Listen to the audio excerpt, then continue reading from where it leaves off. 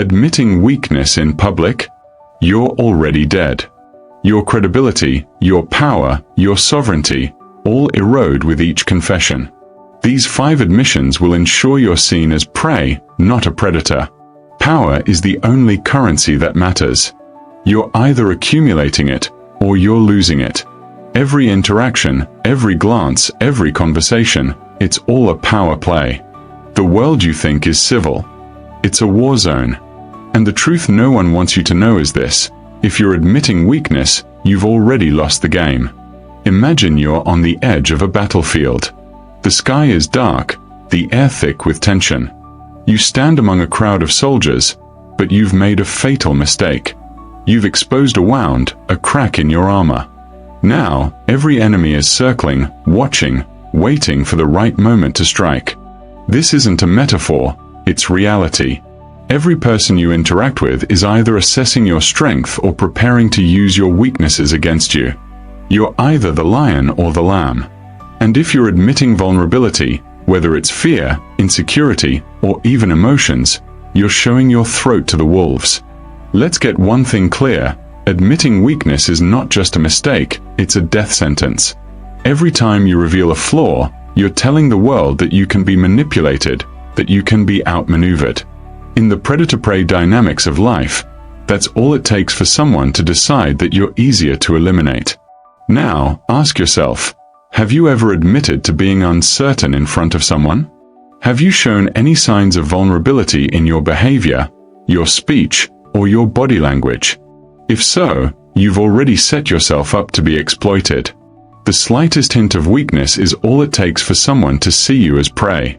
And once you're prey, your survival instincts are worthless. You'll be targeted by anyone with the cunning to see the crack in your armor. This chapter isn't about kindness, understanding, or empathy, it's about survival. The moment you admit any form of weakness, you've revealed your weak spot to the world. People who thrive in this power struggle, those who rule, do so by never showing any hint of vulnerability. They never reveal their wounds. They're always the predator. The question you need to ask yourself now is simple: will you remain prey, weak and exposed, or will you change the way you fight, adopting a mindset that guarantees your survival? Will you learn to hide your vulnerabilities and weaponize silence? This is the only way to avoid the death sentence that comes from revealing the truth about who you really are. In the world you live in, every admission of weakness is a dagger to your own heart, planted by your own hands. Now it's time to stop digging your own grave. You must understand what happens when you expose your cracks, and how it can be the last thing you ever do. Human vulnerability isn't accidental. It's ingrained deep within our biology, wired into our very DNA. At a primal level, weakness is the ultimate signal of defeat. You've been taught to see it as human, as something to be embraced, but in the world of power, weakness is a weapon of destruction. Understanding this is the first step in taking control of your life. You see, at the core of every human being lies a psychological mechanism designed for survival: the need for connection. Our ancestors needed to belong to groups for safety. A lone wolf is a dead wolf. We've evolved to seek approval, to fit in, to share our thoughts and feelings, even our weaknesses, in the hopes of forming stronger bonds with others. But here's the catch: this survival mechanism is a weapon that can be turned against you. The moment you expose a crack in your armor, you are signaling to the predators around you that you can be controlled, that your loyalty is for sale. Psychologists call it reciprocity. You give, you share, you reveal, and in return, you expect something: a connection, validation, sympathy. This is your vulnerability at its most dangerous. When you admit to a flaw or express an insecurity, you're not just being human. You're opening a door for others to manipulate, to exploit. You're giving them a key to your mind, to your emotions, to your very soul. And they will use it, if only for their own gain.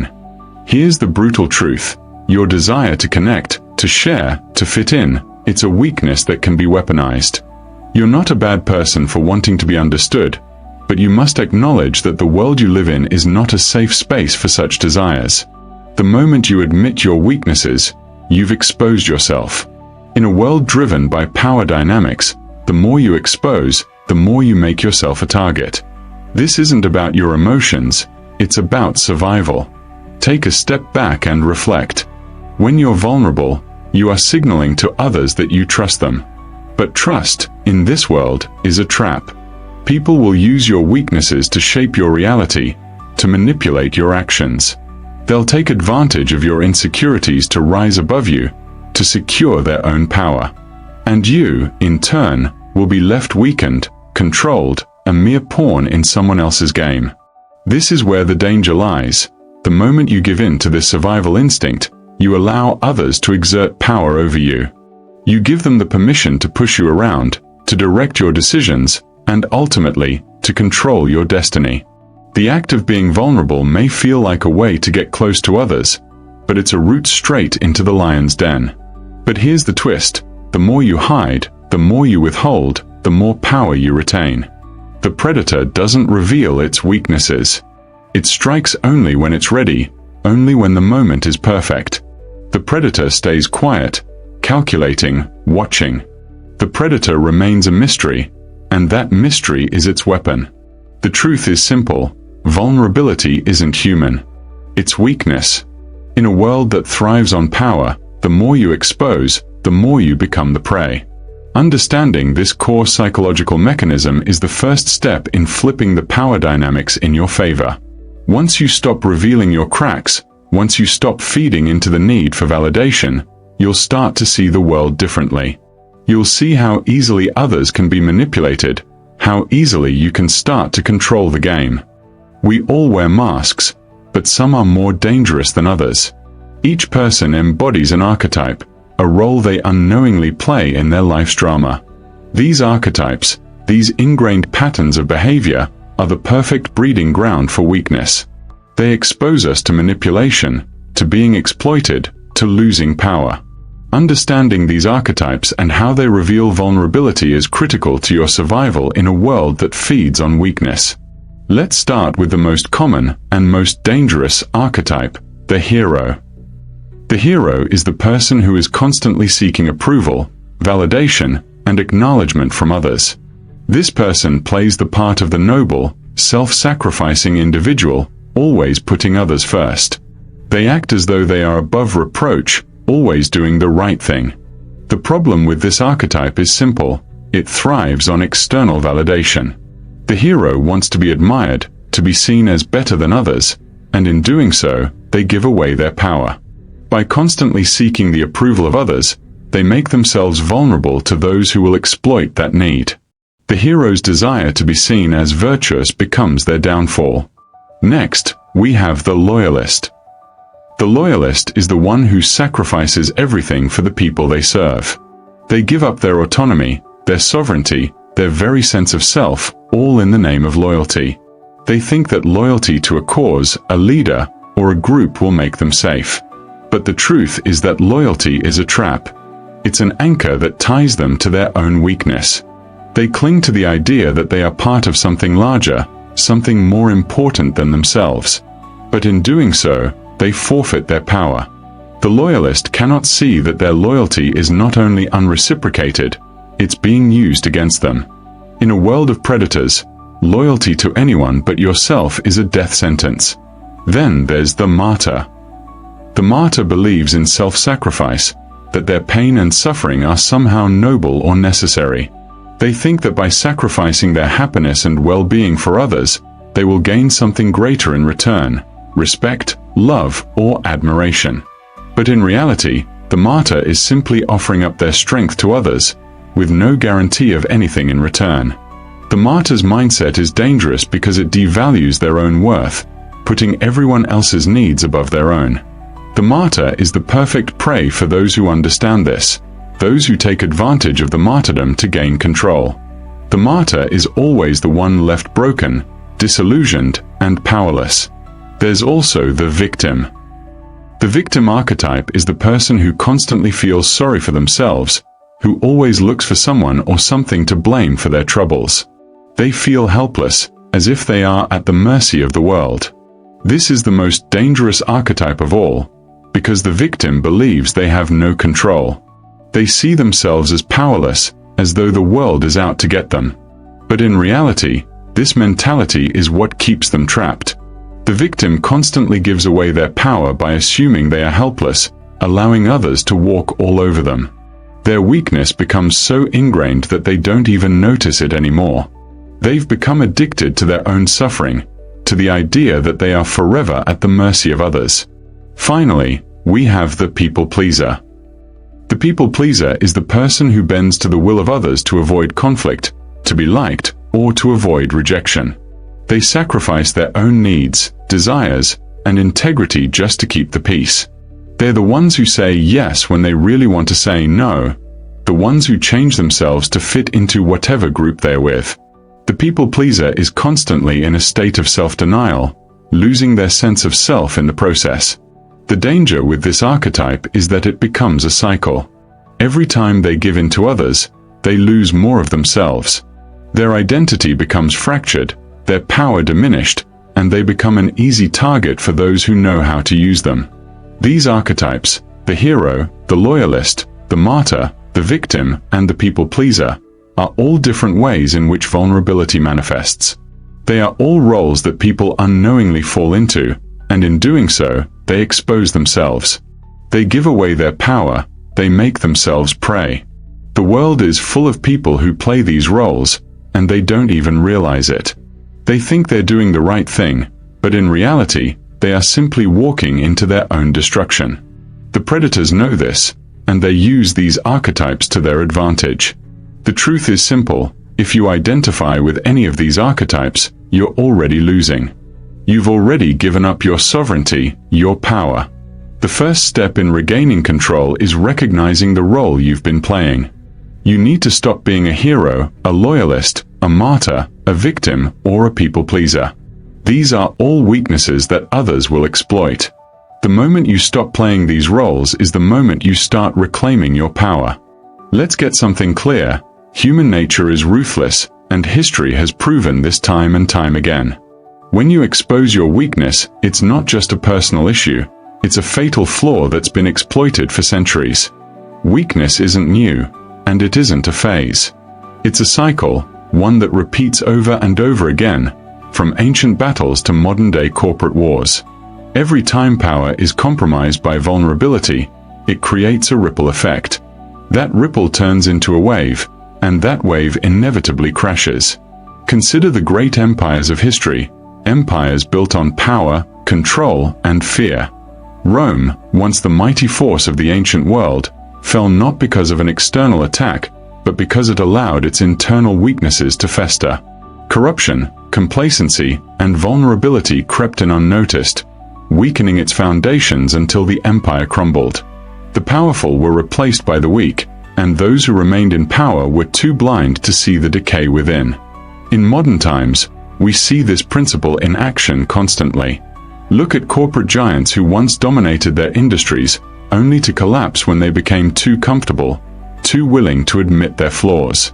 Companies like Blockbuster, once the king of video rental, allowed Netflix to sneak in and overtake them, because Blockbuster refused to adapt. They were unwilling to acknowledge the threat until it was too late. Vulnerability wasn't just a weakness, it was their death sentence. Netflix understood this. The predators never hesitate, they never reveal their plans, and they strike when you least expect it. And let's not forget politics. The most powerful people in the world often make the fatal mistake of showing vulnerability, whether it's fear, insecurity, or self-doubt. Weakness is a threat, and in politics, that weakness is a weapon used by opponents to exploit and manipulate. Look at political leaders who've admitted their mistakes, their fears, or their doubts. They've been picked apart by the media, torn down by rivals, and replaced. The most successful politicians, the ones who rise to power and stay there, are those who never admit to being weak. They conceal their vulnerabilities, their doubts, their emotions. They become faceless, an enigma, a force that others can't manipulate. They never expose their cracks. They remain a mystery, and that mystery is the key to their survival. History is full of these lessons. Leaders who thought they could show weakness and still maintain control, only to be blindsided by the predators waiting in the shadows. Alexander the Great, Julius Caesar, Napoleon, all were masters of power at one point, but even they fell victim to their own flaws. They underestimated the impact of showing any hint of weakness, and the consequences were dire. Now, let's bring this into your world. If you admit to weakness, whether it's personal, emotional, or professional, you open the door for others to take advantage. Every admission is an invitation for someone else to claim your power. You think they'll have mercy, but they won't. Weakness isn't a mistake, it's an invitation for predators to close in. They'll use your vulnerability as leverage, manipulate your emotions, and slowly chip away at your control. The moment you reveal that you are human, you give others permission to treat you like one, expendable. People who thrive in power know this. They understand the importance of maintaining a shield. They're the ones who understand the battle at the core of human nature, the fight to survive, to remain sovereign, and to never, ever admit to weakness. They are the silent predators, the ones who never reveal their vulnerabilities. And the truth is this: you cannot afford to expose yours. The moment you do, you're no longer in control. You've given your enemies the weapon they need to take you down. The tragic irony is this: people think that vulnerability makes them more relatable, more human. But in reality, it's the quickest way to become a target. Human nature isn't kind, it's competitive. It's survival of the fittest. And those who are vulnerable, the ones who admit their weaknesses, are the ones who get left behind. They get consumed by the predators who understand that power is not given, it's taken. Your job is simple: never let your guard down.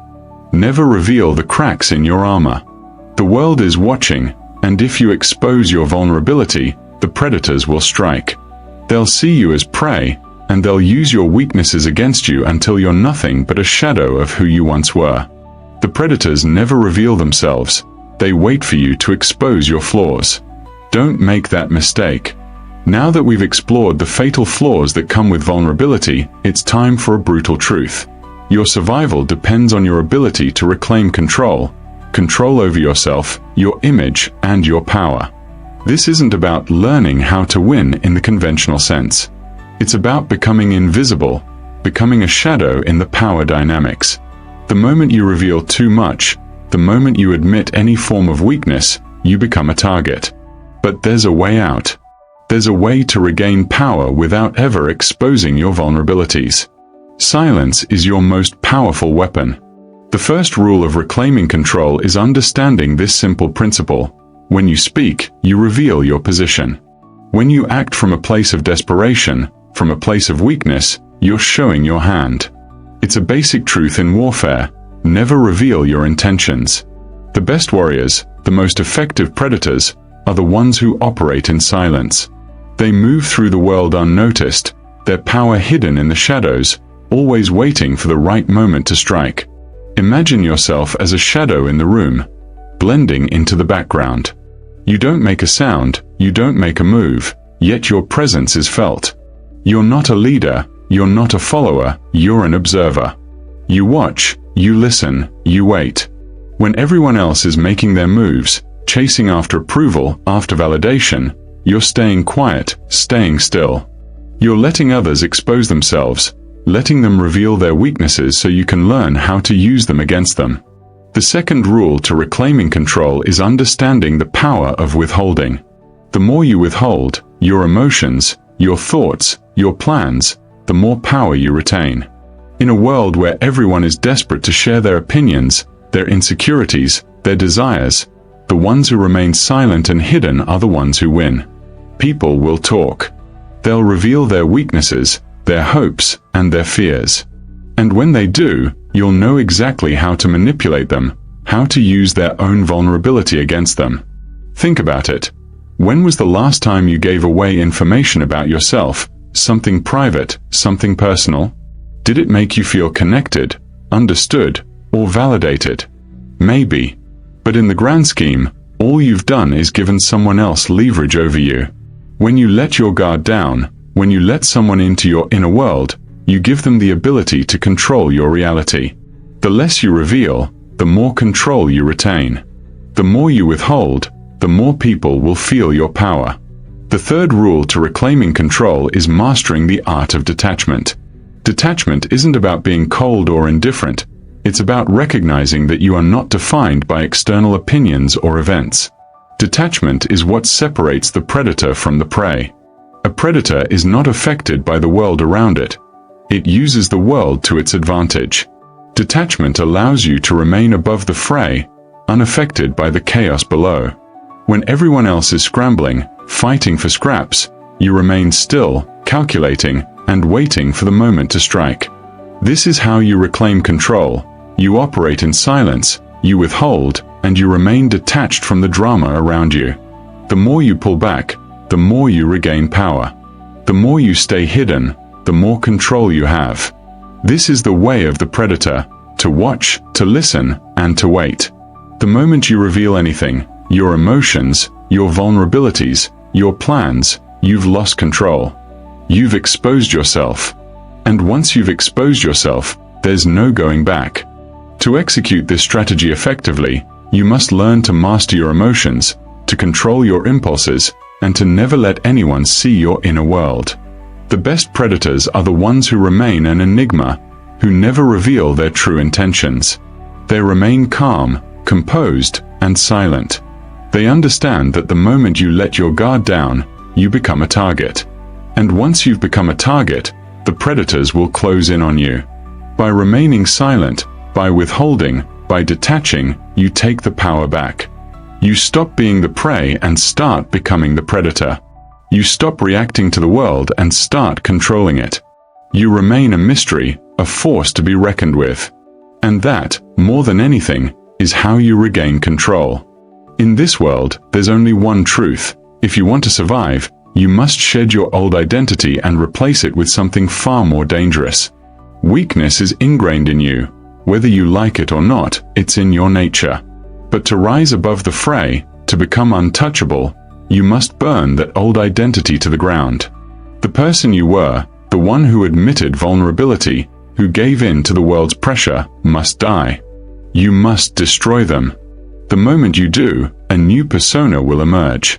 A persona that commands respect, fear, and control. The process of identity death is not soft. It's violent. It requires you to strip away everything that made you human. All the emotions, the needs, the desires, the dependencies. Everything that connects you to your past must be severed. The ties to your old self, to the person who trusted others, who craved validation, who felt weakness, must be destroyed completely.